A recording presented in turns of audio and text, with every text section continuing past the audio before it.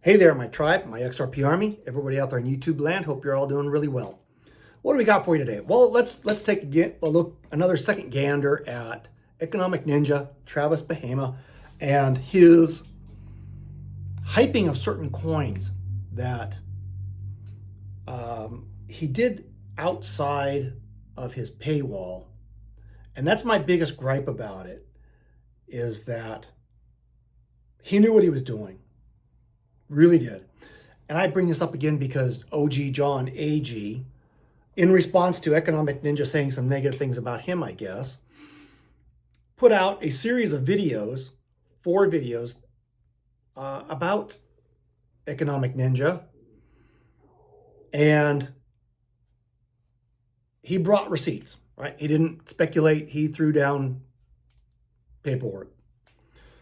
In regards to Terlock, however you pronounce it. And I remember Economic Ninja going around saying some things like, you know, I'm involved with some companies, I'm getting involved and getting really excited and hyping it up and hyping it up and hyping it up.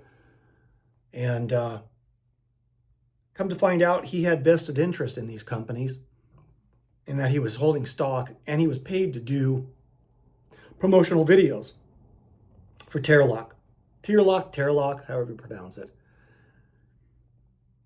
And I got a huge gripe with that. If someone's paying you to do something,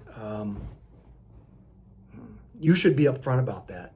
You should say, hey, I'm getting paid to do this, and I'm getting paid a lot of money to do this, and I have a financial interest in this venture also, which he did.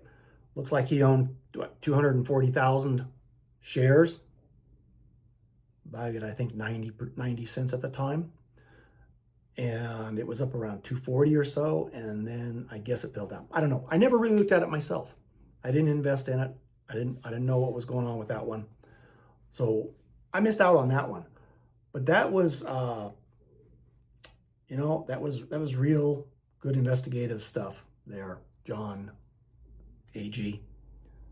And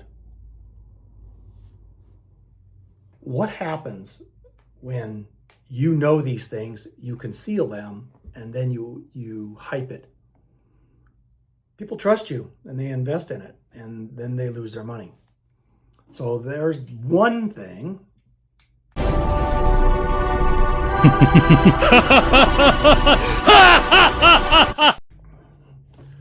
And then there is this.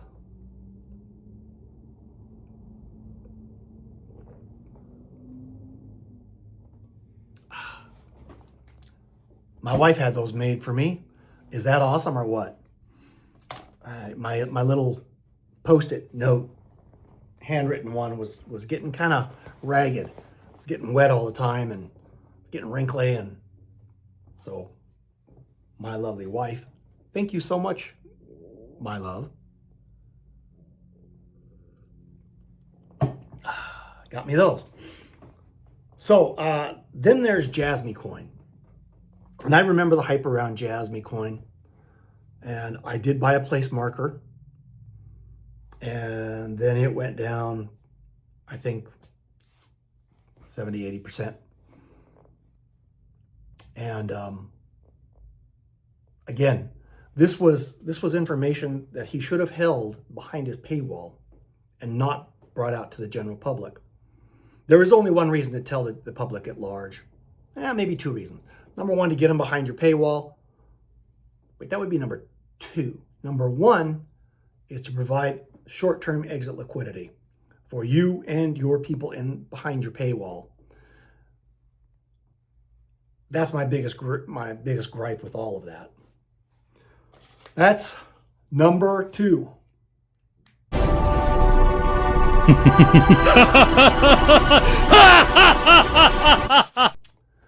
So then there's number 3, Digibyte. I remember Digibyte quite well, and him doing the same thing, hyping it outside of his paywall. Again, only 2 reasons. Number 2 reason is to get people behind your paywall. Number 1 reason is to provide exit liquidity. You don't tell people outside the paywall because they listen to you, they believe you, and it doesn't matter if you tell them that they should not do this, they're going to do it. They are. And you know they are. I've heard you say that, Travis, that you understand human nature and about all these things and FOMOing and this, that, and the other. Heard you say it. So shame on you.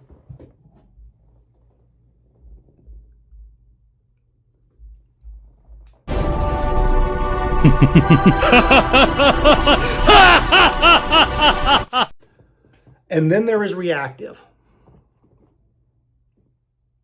I think I bought a little bit of reactive, a little bit more than just a placeholder.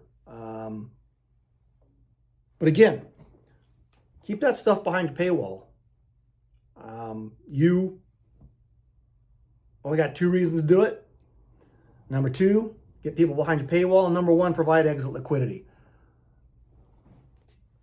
And what's amazing to me is how you call people idiots, morons, and stupid when you know their human nature, and yet you do it anyways. So that brings me to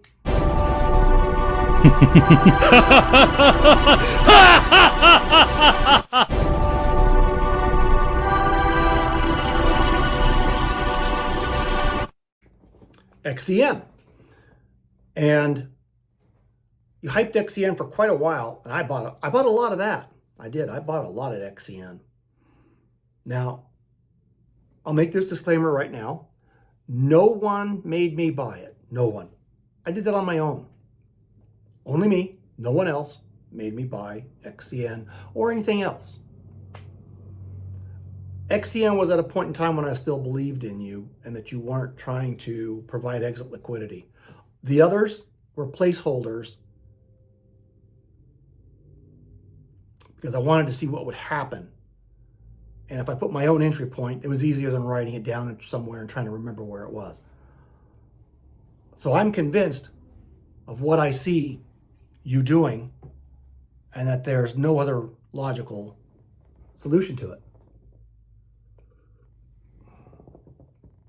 You've told me I should not be watching your videos, although I got to tell you, I am thankful to you for turning me on to XRP. And I should have bought when you first talked about it because it was at 40 cents, I believe.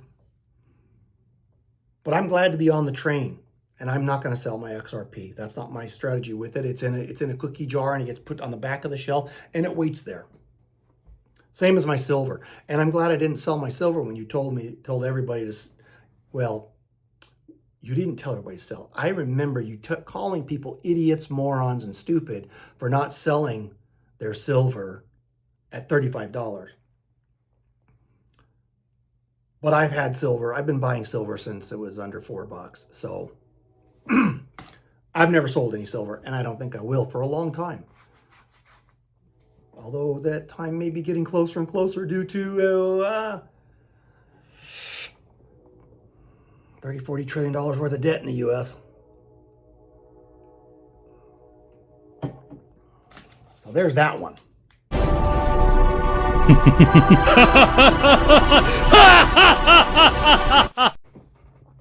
And that brings me to the real gripe that I have with this whole thing. It is that you invoke the name of the Most High and His Son, Jesus Christ. That makes you an ambassador to the world for the Most High's Son, Yeshua. And when you do these things, it doesn't matter if you claim they're, whoa, we're still here. Doesn't matter if you claim that you had no intention of doing these things, which I don't believe. I don't believe, and I think most reasonable people wouldn't believe that. But when you make those claims,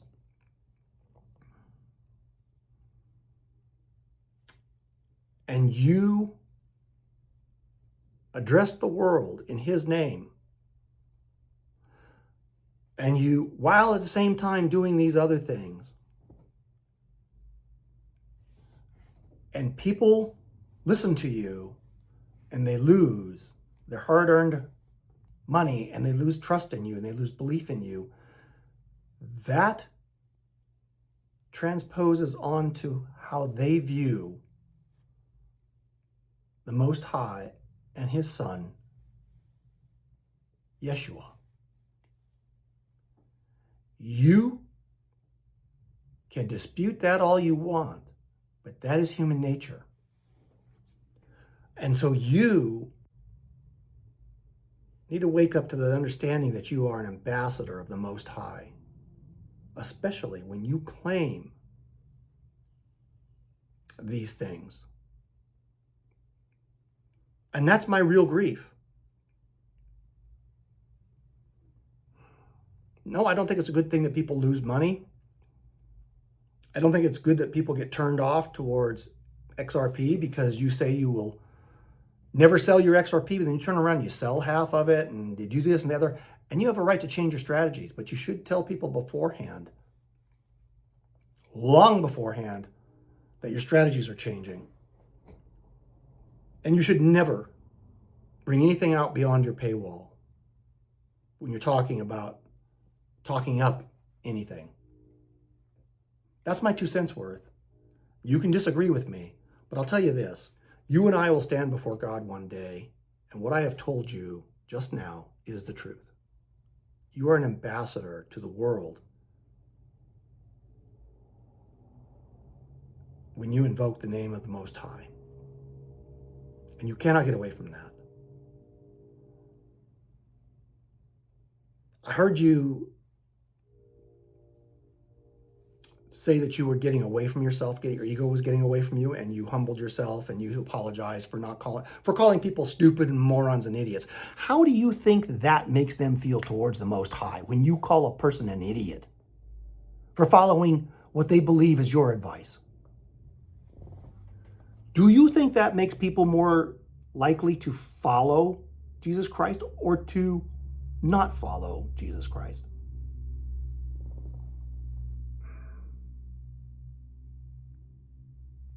That's my grief. Take care, everybody. God bless. And I'm out.